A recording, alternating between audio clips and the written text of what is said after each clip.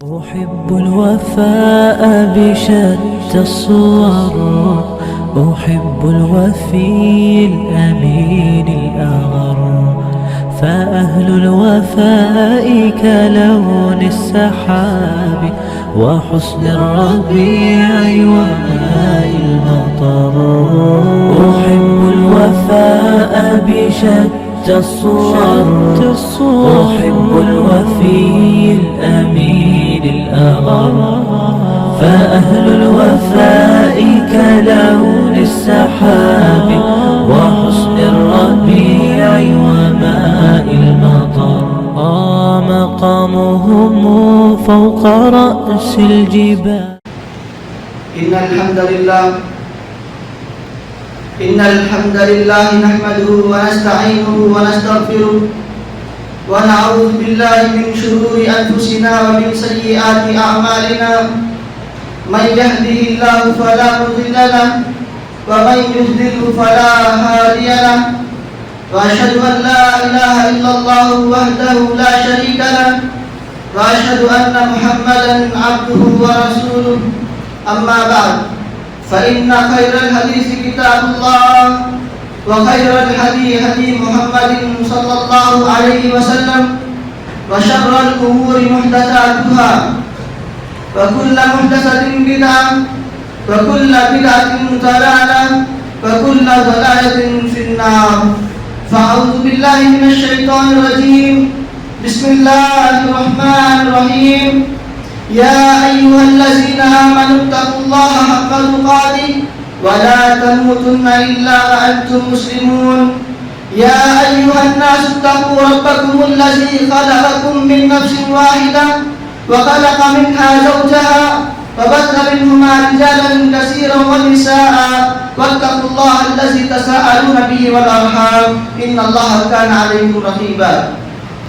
يا أيها الذين آمنوا اتقوا الله وقولوا قولا سديدا يصلح لكم أعمالكم ويغفر لكم ذنوبكم، ومن يطع الله ورسوله فقد فاز فوزا عظيما. محترم حاضرین جمعہ، لائق احترام بزرگوں، ملت اسلامیہ کے نوجوانوں، عزیز ساتھیوں، پیارے بچوں، تمام قسم کی تعریف و توصیف، بڑائی و کبریائی یہ ایک اللہ وحدہ لا شریک کے لیے لائق و زیبا ہے، جس کے علاوہ کوئی معبود حقیقی نہیں. وہ اکیلا اور تنہا سارے جہاں کا مالک ہے، سارے دنیا کا مربی ہے، سارے دنیا کو پالنے والا وہ اکیلا مالک ہے. اسی کے لیے سارے تعریفات ہیں. اس کے بعد درود و سلام کا نزول ہو تمام انبیاء کرام پر، بالخصوص محمد صلی اللہ علیہ وسلم پر، جنہیں اللہ تبارک و تعالیٰ نے ہمارے لیے ہادی و رہبر بنا کر کے اس دنیا میں مبعوث فرمایا، اور آخرت میں یہ ساقی کوثر رہیں گے، شافع محشر رہیں گے، اور گنہگاروں کے حق میں سفارش کرنے والے رہیں گے. ایسے نبی پر درود و سلام کا نزول ہو. محترم حاضرین، ہم سب جانتے ہیں کہ اللہ تبارک و تعالیٰ نے ہم کو اس دنیا میں بھیجا ہے، پیدا کیا ہے، اور ہماری ہدایت کے لیے انبیاء علیہ السلام کو بھی مبعوث کیا ہے. ساتھ میں کتابیں بھی نازل کیا ہے، اور نبیوں کو نبوت سے نوازا، رسولوں کو رسالت عطا کیا، اور ہماری زندگی کے لیے، ہماری خدمت کے لیے آسمان کو مسخر کر دیا، ہماری آسانی کے لیے سورج کو بنایا، اور ہمیں روشنی دینے کے لیے رات کے وقت میں اندھیرے میں چاند کو ہمارے لیے نکالا. سب چیزیں کیا ہمارے لیے، ہر طرح کی سہولتیں دیا ہے ہمارے لیے. سب کا مقصد کیا ہے؟ سب کا مقصد یہی ہے. اللہ تعالیٰ قرآن مجید میں ارشاد فرماتے ہیں، اللہ تعالیٰ نے تمہارے لیے وسخر لکم الشمس والقمر، اللہ نے تمہارے لیے سورج کو مسخر کر دیا، اور اللہ تبارک و تعالیٰ نے تمہارے لیے چاند کو مسخر کر دیا. ہر طرح کی سہولتیں دیا، دنیا کے سارے آرام، سارے زیب و زینت، سارے ہر طرح کی سہولتیں دیا. سب کا مقصد کیا ہے؟ ہر کوئی اپنا اپنا کام کر رہے ہیں. اللہ نے تمہیں کس کام کے لیے بنایا ہے؟ اللہ نے تمہیں کس کام کے لیے اس دنیا میں بھیجا ہے؟ اس کا مقصد کیا ہے؟ اللہ تعالیٰ قرآن مجید میں ارشاد فرماتے ہیں، وَمَا خَلَقْتُ الْجِنَّ وَالْإِنسَ إِلَّا لِيَعْبُدُونِ. میں نے انسانوں کو اور جنوں کو صرف اور صرف میری عبادت کے لیے پیدا کیا ہے. آپ غور کیجئے, اللہ نے جتنی چیزیں بنایا ہے ہر چیز اپنا اپنا کام کر رہی ہے. اللہ نے جتنی چیزیں ہمارے لیے مسخر کیے ہیں ہر چیز اپنا اپنا کام کرتی جا رہی ہے. سورج اپنا کام کر رہا ہے, چاند اپنا کام کر رہا ہے, ہوائیں اپنا کام کر رہی ہیں, ہر چیز اپنے اپنے کام کرتے جا رہے ہیں. اور ہم لوگ انسان ہیں اور ہم لوگ اللہ تعالیٰ نے بھی جس کے لیے پیدا کیا ہے ہم وہ بھول گئے ہیں. ہر چیز اپنا کام کر رہی ہے اور ہم لوگ اپنے کام میں, ہم لوگ اپنے مقصد میں ناکام نظر آتے ہیں. اللہ تبارک و تعالیٰ اس زندگی کے بعد ہمارے لیے موت بھی مقرر کیا ہے. اللہ تعالیٰ قرآن مجید میں ارشاد فرماتے ہیں اللہ تعالیٰ نے بھی زندگی دی ہے اور موت بھی دی ہے. دونوں کو دینے کا مقصد کیا ہے؟ لِيَبْلُوَكُمْ أَيُّكُمْ أَحْسَنُ عَمَلًا, کہ تم میں سے کون نیک کام کرنے والا ہے, تم میں سے کون اچھا کام کرنے والا ہے. یہ دیکھنے کے لیے اللہ تبارک و تعالیٰ نے زندگی بھی دی ہے اور موت بھی دی ہے. اب سوال یہ ہے کہ احسن عمل کیا ہے, نیک کام کیا ہے, اچھا کام کیا ہے. اس کے بارے میں فضیل بن ایاض ایک بہت بڑے ہمارے سلف گزرے ہیں. فضیل بن ایاض ان کے بیٹے سے پوچھا جاتا ہے احسن عمل جو اللہ تعالیٰ نے قرآن مجید میں کہا ہے اس کا مطلب کیا ہے, احسن عمل کیا ہے. تو وہ کہتے ہیں احسن عمل وہ ہے جو صرف اللہ کے لیے کیا جائے, اذا کان خالصا, جو اللہ کے لیے کیا جائے, وہ ثوابا, اور جو بالکل درست ہو اس کو احسن عمل کہتے ہیں. اس کے بعد فضیل بن ایاض کے بیٹے ابو علی کہتے ہیں اذا کان العمل خالصا ولم يكن ثوابا لم يقبل, اگر ہم جو کام کرتے ہیں وہ اللہ کے لیے کر رہے ہوں, اللہ کے لیے کر رہے ہیں مگر راستہ صحیح نہیں ہے, غلط طریقے سے کر رہے ہیں, لم يقبل, وہ قبول نہیں ہوگا. اس کے بعد دوسری بات کہتے ہیں اذا کان ثوابا ولم يكن خالصا لم يقبل, اگر ہم کام کر رہے ہیں بالکل درست طریقے سے کر رہے ہیں, اللہ کے رسول نے جیسے بتایا ہے ویسے کر رہے ہیں, مگر اس کے اندر اخلاص نہیں ہے, اللہ کے لیے نہیں ہے, لم يقبل, تو تب بھی وہ قبول نہیں ہوتا.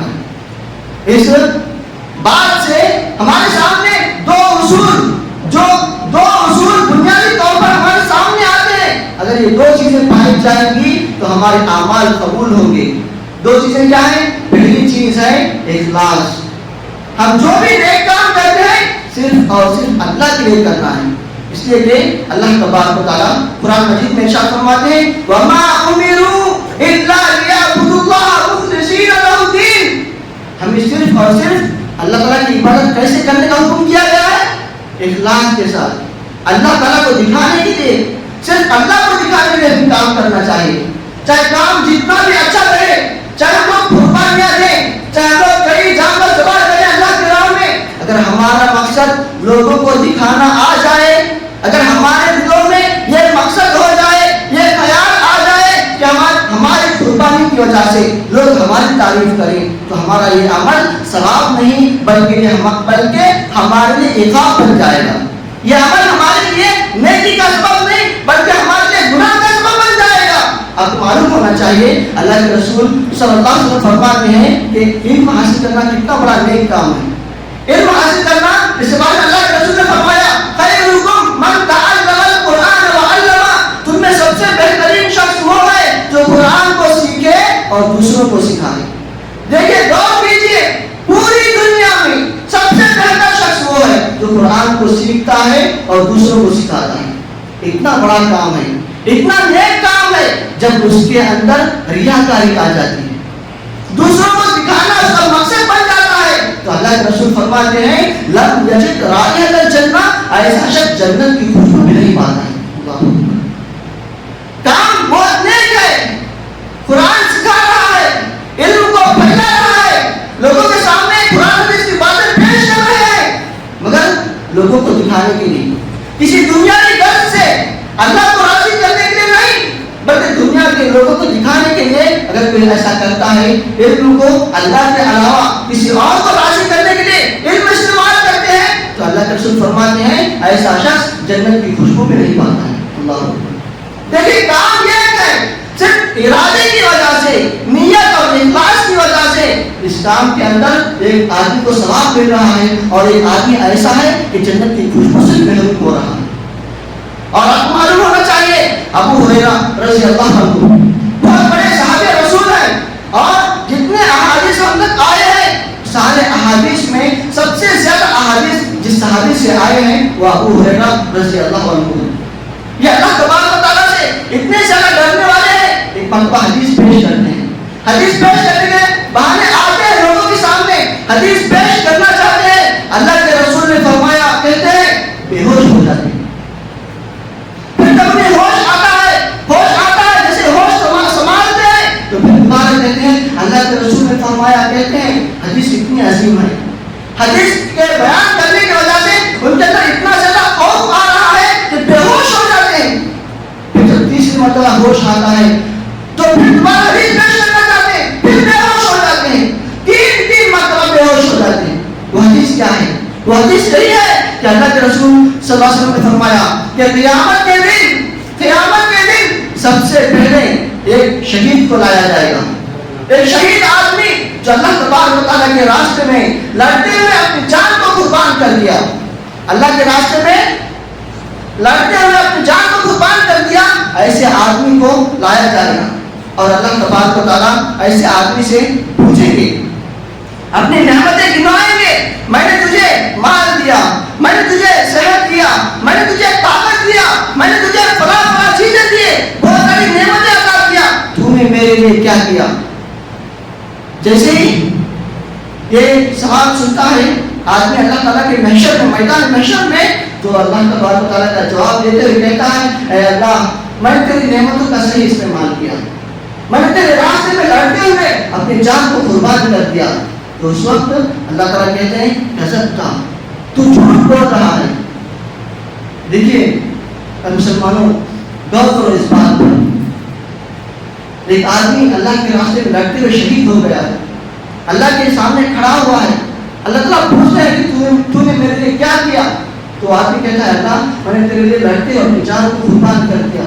تو اس وقت اللہ تعالیٰ کہتے ہیں تو جھوٹ بول رہا ہے، حالانکہ وہ شخص حقیقت میں وفات پایا ہے جنگ میں لڑتے ہوئے۔ اس کی وجہ کیا ہے؟ اللہ تعالیٰ اس کو جھوٹا کیوں کہتے ہیں؟ کہتے ہیں تو نے یہ جو لڑائی کی ہے، تو نے جو اپنی جان کو اللہ کے راہ میں قربان کیا ہے، اس لیے کیا ہے تاکہ لوگ تجھے شہید کہیں، تاکہ لوگ تجھے اللہ کے راستے میں لڑتے ہوئے بہادر شخص شہید ہو گیا ہے بات نہیں، اس لیے تم نے تیرا مقصد یہ تھا، تیرا ارادہ یہ تھا، اس لیے آج تیرے لیے آخرت میں کوئی نیکی نہیں ہے، اللہ تعالیٰ فرشتوں کو حکم دیتے ہیں اس شخص کو جہنم میں پھینک دیا جاتا ہے۔ اسی طرح اللہ تبارک و تعالیٰ عالم کے ساتھ بھی کریں گے، اور اسی طرح اللہ تبارک و تعالیٰ ایک مالدار شخص سخی آدمی جو اللہ کے راستے میں بہت زیادہ مال خرچ کیا کرتا تھا، سب کے ساتھ یہی کرتے ہیں۔ جو بھی انسان اللہ کے علاوہ دوسروں کو دکھانے کے لیے کوئی کام کرتے ہیں اللہ تعالیٰ ان اعمال کو قبول نہیں کرتے، کیونکہ اللہ کے رسول نے فرمایا من عمل عملا اشرک فیہ معی غیری ترکتہ وشرکہ، کہ جو کوئی آدمی اللہ کے علاوہ کسی اور کو شریک کرتا ہے، نیک کام کرتا ہے مگر اللہ کے علاوہ دوسروں کو دکھانے کے لیے کرتا ہے، تو اللہ کے رسول فرماتے ہیں کہ اللہ تبارک و تعالیٰ اس کو بھی چھوڑ دیتے ہیں اور اس کے نیک کام کو بھی چھوڑ دیتے ہیں، اس کے نیک کام کا اللہ کے پاس کوئی بدلہ نہیں رہتا۔ آج ہم لوگ کئی نیک کام کرتے ہیں مگر ہمارے دلوں کے حال کو ہمیں جاننا چاہیے۔ ہمارے صحابہ کرام تھے، ہمارے اسلاف تھے، جو جب نیک کام کرتے تھے تو اللہ تعالیٰ سے اتنا زیادہ ڈرا کرتے تھے، صرف اور صرف اللہ کو دکھانے کے کام کیا کرتے تھے۔ اب معلوم ہونا چاہیے جنگ تبوک کا موقع ہے، جنگ تبوک کے موقع پر اللہ کے رسول صلی اللہ علیہ وسلم اعلان کرتے ہیں مال کو جمع کرنا ہے، دور کا سفر کرنا ہے، گرمی کا موسم ہے، کافروں کے ساتھ لڑائی کرنا ہے، مسلمانوں کے پاس مال نہیں ہے۔ ایسے وقت میں اللہ کے رسول اعلان کرتے ہیں، سارے صحابہ مال لے کر کے آتے ہیں، ابو بکر صدیق رضی اللہ عنہ اپنا سارا گھر لے کر کے آتے ہیں، عمر رضی اللہ عنہ اپنا آدھا گھر لے کر کے آتے ہیں، ہر صحابی اپنی استطاعت کے مطابق مال لے کر کے آتے ہیں۔ مال لے کر کے آنے کے بعد ایک صحابی ایسے آتے ہیں، ایک صحابی صرف اور صرف ایک مٹھی کھجور لے کر کے آتے ہیں، ایک مٹھی کھجور لا کر کے اللہ کے رسول کو دیتے ہیں۔ اللہ کے رسول ان کھجور کو لیتے ہیں، کھجور کو لینے کے بعد جو منافق لوگ رہتے ہیں وہ کہتے ہیں اس ایک مٹھی کھجور کے ذریعے سے ہم ساری جنگ جیت جائیں گے، مذاق اڑانے لگتے ہیں۔ کیا ہمیں صرف ایک مٹھی کھجور کی ضرورت پڑی تھی؟ ایک مٹھی کھجور لا کر کے کیا تم مسلمانوں کی بہت زیادہ مدد کرنا چاہتے ہو؟ اس طرح سے مذاق اڑاتے ہیں، اس وقت اللہ کے رسول صلی اللہ علیہ وسلم ان منافقوں کو خاموش کراتے ہیں. خاموش کرا کرتے اس مٹھی کھجور کو سارے ڈھیر کے اوپر، سارے جتنا ڈھیر لگا ہوا تھا مال کا، سارے ڈھیر کے اوپر اس مٹھی کھجور کو پھیلا دیتے ہیں. اس کے بعد وہ صحابی کہتے ہیں کہ اللہ کے رسول، میں نے جو مال آیا ہے میرے پاس کچھ بھی دینے کے لیے طاقت نہیں تھی. میں ایک یہودی آدمی کے پاس گیا اور پورا دن محنت کیا، اس کے باغات میں اس کے درختوں کو پانی دیا، اس کے باغات کو سینچا، سینچنے کے بعد پانی ڈالنے کے بعد اس یہودی نے یہ مٹھی کھجور میرے حوالے کیے، اور یہ مٹھی کھجور میں نے آپ کے سامنے لایا ہے، اور اس میں میری کوئی اور نیت نہیں ہے. اس کی ان کی نیت کو دیکھیے. اللہ اکبر. یہ جو خرچ کرنے کا جذبہ ہے یہ دل کی کیفیت کا نام ہے. کئی لوگ ہیں مال کے ڈھیر موجود ہیں مگر دل کے اندر بخیلی پائی جاتی ہے. وہ ہمارے مسلمان تھے، ہمارے اسلاف تھے، جیسے اللہ کا حکم آتا، اللہ کے رسول کا حکم آتا، فوراً منوان اس پر عمل کرنے کے لبیک ہو جاتے، اس پر عمل کرنے کے تیار ہو جاتے. اگر ان کے پاس کچھ نہ بھی ہو تو دور جا کر کے محنت کر کے اس کام کو کرنے کی کوشش کیا کرتے تھے. اگر ہمارے اندر اخلاص آئیں گے، اگر ہمارے اندر ہمارے نیک کاموں میں صرف للہیت آئے گی، صرف اللہ کو دکھانے کے لیے ہم کام کریں گے، انشاءاللہ تھوڑا کام ہی کیوں نہ ہو اس میں ضرور برکت رہے گی. کبیر تسکیر النیہ. بہت سارے بڑے بڑے کام ایسے ہوتے ہیں جس میں نیت خراب ہونے کی وجہ سے، ارادہ خراب ہونے کی وجہ سے، اللہ کو دکھانا ایک مقصود نہیں رہنے کی وجہ سے بڑے بڑے کام چھوٹے ہو جاتے ہیں. اور وہ بڑا صغیر تکبیر النیہ. بہت سارے چھوٹے چھوٹے کام ایسے ہیں، چھوٹا کام تو چھوٹا ہے مگر صرف اللہ کو دکھانے کے لیے ہوتا ہے، اس چھوٹے کام کو اللہ تبارک و بہت بڑا بنا دیتے ہیں. یہ ہے دل کے ارادے کا نام ہے. اگر ہمارا ارادہ صحیح ہو جائے گا، اگر ہم چھوٹی چیز پہ اللہ کے نام میں قربان کریں گے تو اللہ تبارک و تعالیٰ اس عمل کو بڑھائیں گے، اتنا بڑھائیں گے، اتنا بڑھائیں گے. ایک حدیث میں آتا ہے کہ اگر کوئی شخص ایک کھجور بھی اپنے پاکیزہ مال میں سے خرچ کرتا ہے تو اللہ تعالیٰ اس کو اتنا بڑھائیں گے، اتنا بڑھائیں گے جو ہے کہ پہاڑ کے برابر بڑھا کر کے قیامت کے دن اس کے سامنے پیش کریں. ضروری ہے کہ ہم اپنے دلوں کی حالت کو بدلیں، اپنے دلوں کی حالت کو صرف صرف اللہ کو دکھانے کے کام کرنے کا یہ جذبہ ہم اپنے دلوں کے اندر پیدا کریں تو انشاءاللہ ضرور ہمارے اعمال قبول ہوں گے. اور ہمارے اعمال کی قبولیت کے لیے ایک چیز، دوسری چیز ضروری یہ ہے کہ ہم اللہ کے رسول نے جیسا بتایا ہے ویسے ہی ہمیں کام کرنا ہے. اللہ کے رسول نے ہمیں جیسا جو طریقہ بتایا ہے ویسے اسی طریقے سے مطابق، اسی طریقے کے مطابق، انہیں وے کے اوپر، اسی طریقے کے اوپر اگر ہم کام کریں گے تو ہمارا کام قبول ہوگا، ورنہ ہمارا کوئی کام قبول نہیں ہوگا. اس لیے کہ اللہ تعالیٰ نے رسولوں کو اسی لیے بھیجا ہے تاکہ ہم ان کی اتباع کریں، ان کی پیروی کریں، ان کے نیک کام، انہوں نے جو بھی کام بتایا ہے ان کاموں کے مطابق زندگی گزاریں اور ہم دنیا میں بھی کامیاب ہو جائیں اور آخرت میں بھی کامیاب ہو جائیں. دیکھیے صحابہ کرام کے اندر اللہ کے رسول کی باتوں کو ماننے کا جذبہ کتنا زیادہ تھا. جنگ بدر کا موقع ہے، جنگ بدر کے موقع پر مسلمان بہت کم ہیں، کافروں سے مقابلہ کرنا ہے، کافروں سے لڑائی کرنا ہے. ایسے وقت میں، ایسے موقع پر بہت سارے چھوٹے چھوٹے صحابہ مسلمانوں کے ساتھ شریک ہو جاتے ہیں. اللہ کے رسول کی بات کو ماننے کے لیے، اللہ کے رسول کی بات پر عمل کرنے کے لیے جنگ میدان کی جنگ میں، دل کے میدان میں چھوٹے چھوٹے صحابہ سب شریک ہو جاتے ہیں.